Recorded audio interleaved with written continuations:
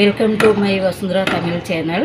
இன்றைக்கி முட்டை இல்லாத மைதா புரோட்டா எப்படி பண்ணுறதுன்னு பண்ணி காட்ட போகிறேங்க. வாங்க வீடியோக்குள்ளே போகலாம். இன்றைக்கி மைதா புரோட்டா பண்ணுறதுக்கு பாருங்கள், நான் 1.5 கிலோ எடுத்திருக்கேன், 3 பாக்கெட்டு. இப்போ நம்ம ஃபஸ்ட்டு இதை ஓப்பன் பண்ணி இந்த பாத்திரத்தில் போட்டுக்கலாம்.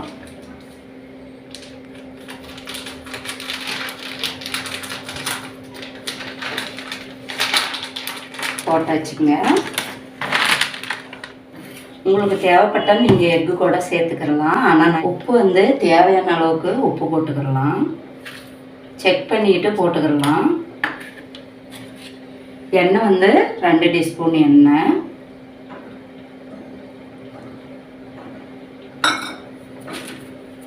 கொஞ்சமாக சர்க்கரை சேர்த்துக்கிடலாம்.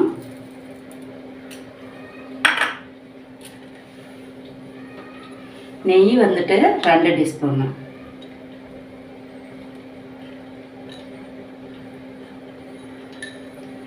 தேவையான அளவுக்கு தண்ணி. நிறைய தண்ணி ஊற்றி பிசையக்கூடாது, கொஞ்சம் கொஞ்சமாக சேர்த்துக்கணும். இப்போ நம்ம ஃபஸ்ட்டு நல்லா இதை பிசைஞ்சிக்குவோம். மைதாவை நல்லா பிசைஞ்சு எடுத்துக்கலாம். நல்லா இந்த மாதிரி 7 நிமிஷம் நல்லா இந்த மாதிரி மிக்ஸ் பண்ணி விட்டுக்கிடலாம். உங்களுக்கு தேவைப்பட்டால் நீங்கள் எக்கு போட்டுக்கிடலாம். நான் எக்கு போடல. நல்லா மிக்ஸ் பண்ணணும். 7 நிமிஷம் இப்படி நல்லா மிக்ஸ் பண்ணணும். அந்த கீ, எண்ணெய், உப்பு இதெல்லாம், அந்த சர்க்கரை இதெல்லாம் நல்லா மிக்ஸ் ஆகணும்.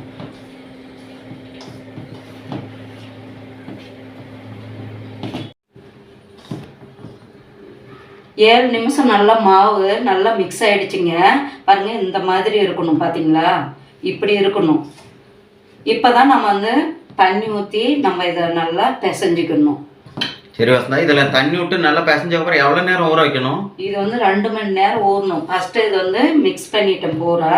இப்போ நம்ம தண்ணி ஊற்றி இது நல்லா பிசையணும்.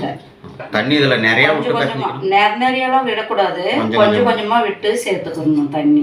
சரி சரி. நல்லா ஃபுல்லாக மிக்ஸ் பண்ணணும். பூரா மிக்ஸ் பண்ணணும். நல்லா மிக்ஸ் பண்ணோம்னா தான் இந்த கீ, எண்ணெய் இதெல்லாம் நல்லா நல்லா ஒன்று சேருது. சரி. அப்போ 1.5 hour 2 hourக்கு அப்புறமேல தான் திரும்ப நம்ம மாவு வீசணும். புரோட்டா அப்போ தான் நல்லா சாஃப்டாக வரும். சரி சரி. இப்போ நல்லா பிசைஞ்சிக்கலாம். இது ஒரு 10-15 நிமிஷம் நல்லா பிசைஞ்சிக்கணும். மாவு தண்ணி பத்தலைனாலும் இன்னும் கொஞ்சம் சேர்த்துக்கலாம். கொஞ்சம் கொஞ்சமாக தான் இப்படி தெளித்து தான் மாவு பிசையணும். சரி.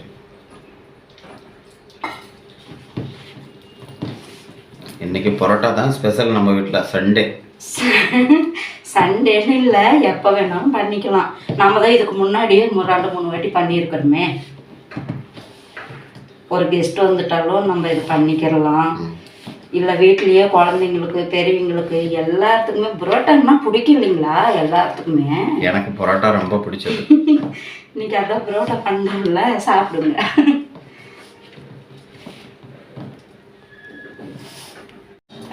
10 நிமிஷம் நல்லா இப்படி பிசைஞ்சிக்கோங்க. பாருங்கள், இந்த மாதிரி இருக்கணும் மாவு. இப்போ நம்ம எண்ணெய் கொஞ்சம் இது மேலேயே விட்டு இது நல்லா ஊற விட்டுடலாம்.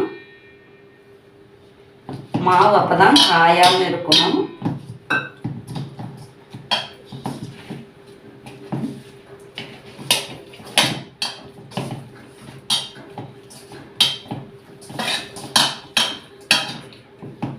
இப்போ இது 1 hour 1.5 மணி நேரம் கழிச்சு நம்ம இது மாவு வீசுவோம். இப்போ நல்லா மாவு நல்லா புளிச்சு வரணும். கொஞ்சம் நல்லா 1.5 மணி நேரம் இருக்கணும்.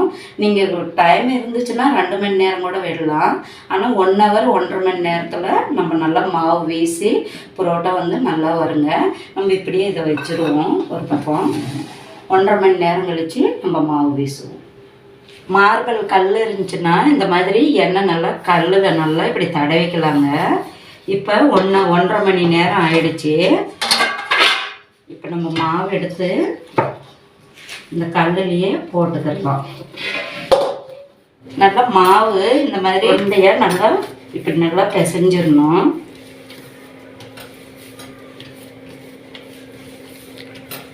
மாவு நல்லா சாஃப்ட் ஆயிடுச்சு வசந்தா. சாஃப்ட் ஆயிடுச்சு, பரோட்டா பண்ற மாதிரி ஆயிடுச்சு. இப்போ இது என்ன பண்ணணும்? இது வந்து இப்போ உருண்டை இது பிடிக்கணும், தேடா பிடிச்சி உருண்டைங்க பிடிக்கணும்.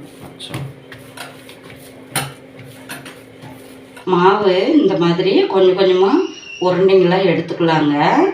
இப்படி வந்து புஷ் பண்ணணும். இப்படி மாவு இப்படி புஷ் பண்ணி இப்படியே எல்லா உருண்டைங்களும் நம்ம இந்த மாதிரி பண்ணி வச்சுக்கணும். இப்படி இப்படி நல்லா புஷ் பண்ணோம்னாக்கா இந்த மாதிரி வரும். இப்படி உருண்டைங்க இது மாதிரியே பூரா உருண்டைங்களும் பிடிச்சிடணும். 7 உருண்டைங்க பிடிச்சி வச்சுருக்குறோம் பரோட்டா பண்ணுறதுக்கு. உங்களுக்கு காட்டுறதுக்காக கொஞ்சம் எண்ணெய் நல்லா இப்படி கல்லில் நல்லா தடவிக்கலாங்க. இந்த மாவுலேயும் நல்லா தடவிக்கலாம். இப்படி நல்லா தட்டி விட்டுக்கோங்க. இந்த மாதிரி கை பிடிச்சி இந்த மாதிரி நல்லா இப்படி விசிறிக்கணும். பாருங்கள், பரோட்டா நல்லா இந்த மாதிரி சாஃப்டாக இப்படி நல்லா வீசி அடித்து இது வந்து உள்ளங்கையில் வச்சு இந்த மாதிரி ரவுண்டாக இப்படி பண்ணி இதை இப்படி பண்ணிக்கலாம். இப்போ தனியாக வச்சுருவோம். இப்போ அடுத்தது அதே மாதிரியே எண்ணெய் தொட்டு இந்த மாதிரி இதுலேயும் நல்லா எண்ணெய் நல்லா போட்டுக்கணும். இப்படி நல்லா இப்படி அகலமாக இப்படி நல்லா இப்படி விரிச்சு விட்டுக்கலாம். பாருங்கள், இப்படி வீசி அடிக்கணும். இந்த மாதிரி நல்லா விட்டுடணும் இப்படி. இப்போ நம்ம இது பாருங்கள் இப்படி வந்துருச்சு. இதையும் நம்ம இதே மாதிரியே நல்லா கோல் பண்ணி இப்படி பண்ணிக்கலாம். இப்போ நம்ம இதெல்லாம் பிளேட்டில் எடுத்து வச்சுக்குவோம். இன்னும் 2 உருண்டை இருக்குது. இப்போ இந்த மாதிரி நீங்கள் பேலனில் வச்சு கூட பண்ணலாம். ஆனால் நான் கையில் தான் வீசி விட்டு உங்களுக்கு காட்டுறேன். இன்னும் 2 உருண்டை இருக்குது, அதையும் பண்ணிடலாம்.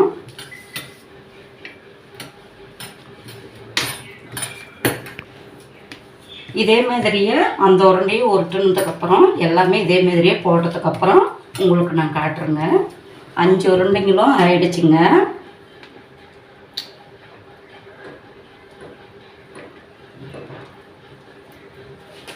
இந்த 5 உருண்டைங்கிறத உங்களுக்கு இப்போ காட்டுறதுக்காக நான் பண்ணியிருக்கேன்.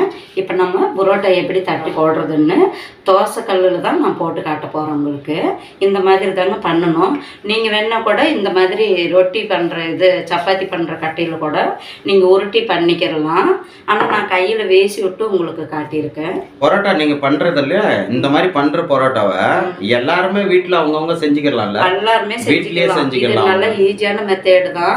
ஆனால் அவங்களுக்கு இது கஷ்டமா இருந்துச்சுன்னா இந்த பேலன்ஸ் யாருக்கு கையில பண்ண முடியல அவங்க ரொட்டில உருட்டிட்டு அவங்களுக்கு பண்ண தெரியலையோ அவங்க வந்து இதுல பண்ணிக்கலாம். உருட்டிட்டு அதுக்கு அப்புறமேல அவங்க வீசிக்கலாம். இது வந்து ரொம்ப ரொம்ப ஈஸி. இது வீட்ல எந்த தோசை தவா இருந்தாலும் அதுலயும் செஞ்சுக்கலாம். தோசை தவா தோசை கல்லுலயும் பண்ணிக்கலாம், சப்பாத்தி பண்ற கல்லுலயும் பண்ணிக்கலாம். ஒன்னொன்னா செய்யணும் வீட்ல செய்யும்போது. அது வந்து நம்மளோட இஷ்டம்.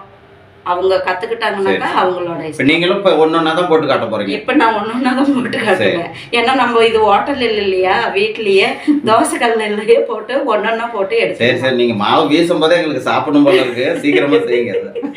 சரி, இப்ப நம்ம போட்டு எடுத்துக்கலாம். முதல்ல கேஸ் ஆன் பண்ணிக்கலாங்க.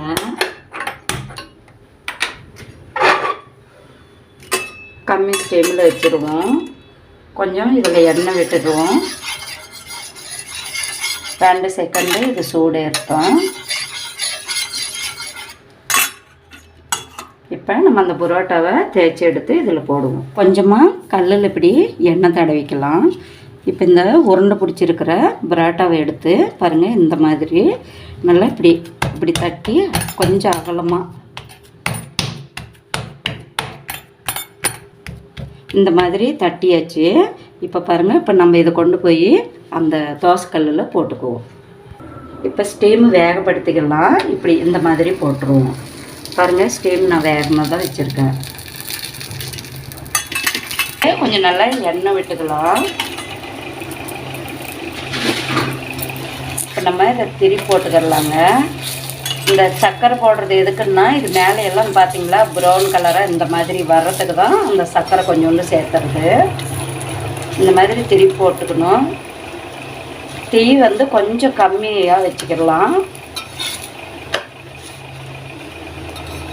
ஏன்னா இது நல்லா இப்படி திருப்பி போட்டு நல்லா குக் ஆகணும் இது பரோட்டா. இப்போ நம்ம இதை எடுத்துக்கிறலாங்க, வேற ஒன்று போடலாம்.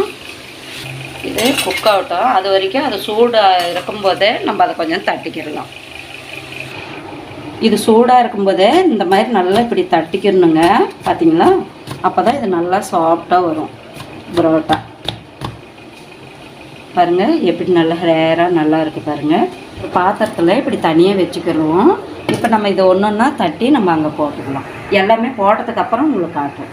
பரோட்டா ரெடி ஆகிடுச்சிங்க. பாருங்கள் நல்லா சாஃப்டாக வந்திருக்கு. நம்ம இந்த பிளேட்டில் எடுத்து வச்சுக்குவோம். ஏன்னா எல்லாமே இந்த மாதிரி தட்டி தட்டி எடுத்து வச்சோம்னா தான் அது நல்லா சாஃப்டாக இருக்கும். சூடு இருக்கும்போதே நம்ம தட்டிக்கிறணும் இந்த மாதிரி. இதுக்கு குழம்பு வந்துட்டு குருமா குழம்பு, உருளைக்கிழங்கு குழம்பு. ஆல்ரெடி நான் வந்து வீடியோ போட்டிருக்கேன். என்னோடய வீடியோ பாருங்கள், உங்களுக்கே தெரிஞ்சிடும் குருமா குழம்பு எப்படி பண்ணுறதுன்னு பரோட்டாவுக்கு. பாருங்கள் நல்லா சாஃப்டாக இருக்குது பாருங்களேன். நல்லா ரேராக பாருங்கள், லைனாக நல்லா இருக்குது, சாஃப்டாக இருக்குது. இப்போ நான் இதை வந்து எங்கள் ஹஸ்பண்டுக்கு தான் இப்போ நான் சாப்பிட வைக்க போகிறேன். நான் 2 பரோட்டா வந்து எங்கள் ஹஸ்பண்டுக்கு இதில் பிச்சு போட்டு எங்கள் ஹஸ்பண்டை சாப்பிட வைக்க போகிறேன். இப்போ நான் அவர் தாங்க இப்போ இதுக்கு ரிசல்ட் அவங்க தான் சொல்லுவாங்க. பார்த்திங்களா? இந்த மாதிரி இதுக்கு வந்து குழம்பு வந்து நம்ம குருமா குழம்பு இந்த மாதிரி இது மேலேயே ஊற்றி இப்படி ஊற்றி சாப்பிட்டா தான் நல்லாயிருக்கும். சுட சுட சூடாக இருக்குது பாருங்களேன். குழம்பும் சூடாக இருக்குது, பரோட்டாவும் சூடாக இருக்குது. என்ன வசந்தா, பரோட்டா ரெடி ஆயிடுச்சா? ரெடி ஆயிடுச்சு. நீங்கள் வந்து சாப்பிட்டு பார்த்துட்டு சொல்லுங்கள் எப்படி இருக்கு. நல்லா இருக்குன்னு பார்க்கவே ருசியாக இருக்குது, பார்க்குறதுக்கு நல்லா இருக்குது. சாப்பிட்டு பார்த்துட்டு அவங்களுக்கு சொல்லுங்கள். ஏன்னா எல்லாருமே இதே மாதிரியே பண்ணணும். அதனால் நீங்களும் சாப்பிட்டு பாருங்கள். சூப்பராக இருக்குது. உருளைக்கிழங்கு குருமா குழம்பு, உருளைக்கிழங்கு குருமாவும் பரோட்டாவும் நீங்களும் இதே மாதிரியே ட்ரை பண்ணுங்கள். ரொம்ப ரொம்ப சூப்பராக இருக்கும். ஆனால் கொஞ்சம் கஷ்டம்தான். ஆனால் 1 hour 2 மணி இவங்க செய்கிற மாதிரியே அதே மெத்தடில் செஞ்சு பாருங்கள், சூப்பராக வரும். இன்னும் வெயிட் பண்ணி தான் நம்ம பரோட்டா பண்ண முடியும். அப்போ தான் இந்த மாதிரி சாஃப்டாக வரும். வாவ், நீங்களும் இதே மாதிரியே ட்ரை பண்ணுங்க. தமிழ்நாட்டில் ஹோட்டலில் சாப்பிட்ட டேஸ்ட் எனக்கு இங்கே தான் கிடைக்குது. இன்னைக்கு கண்டிப்பாக நீங்கள் செஞ்சு சாப்பிட்டு பாருங்க. ஹோட்டல் கடையை மறந்துடுவீங்க, தானாக வீட்லேயே செய்ய ஆரம்பிச்சிருங்க. பரோட்டா ஆசைப்படும் போது ஏன்னா எத்தனை நாளைக்கு தாங்க ஹோட்டல்லையே பண்ணி சாப்பிட்றது? நம்ம வீட்டில் பண்ணுற மாதிரி இருக்குமா? நம்ம வீட்டில் நல்லா ஃப்ரெஷ்ஷாக சுத்தபத்தமாக வீட்டில் பண்ணி சாப்பிட்டோம்னா தான் குழந்தைங்களுக்கு, ஹஸ்பண்டுக்கு எல்லாருக்குமே பிடிக்கும். நீங்களும் இதேமாரி ட்ரை பண்ணுங்கள். எங்கள் வீடியோ உங்களுக்கு பிடிச்சிருந்துச்சுன்னா சப்ஸ்கிரைப் பண்ணுங்கள், ஷேர் பண்ணுங்கள், லைக் பண்ணுங்கள், கமெண்ட் பண்ணுங்கள். நெக்ஸ்ட் வீடியோவில் சந்திக்கலாங்க. வணக்கம்.